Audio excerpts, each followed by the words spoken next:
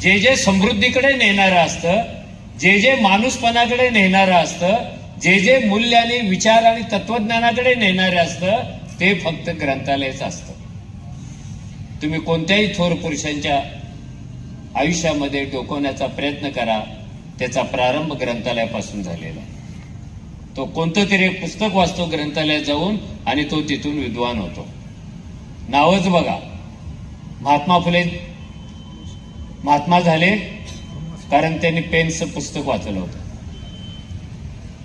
बाबासाहेबांच्या कोवळ्या वयात केळुसकरांनी त्यांना दिलेलं त्यांनी बुद्ध वाचला होता. गांधींनी पण असंच काहीतरी वाचलं होतं. इंदिरा गांधींनी आपल्या बापांची पत्र वाचली होती. त्यामुळं ही ग्रंथालय पुस्तकांची गर्दी नसतात, तर तुम्हाला दिशा दाखवणाऱ्या रस्त्यांची गर्दी असते. आपल्याला नेहमी असं वाटलं पाहिजे की अरे ग्रंथालयात चक्कर मारली पाहिजे आणि एक सुंदर रस्ता पकडला पाहिजे. हा तुमच्या गावातला रस्ता आहे.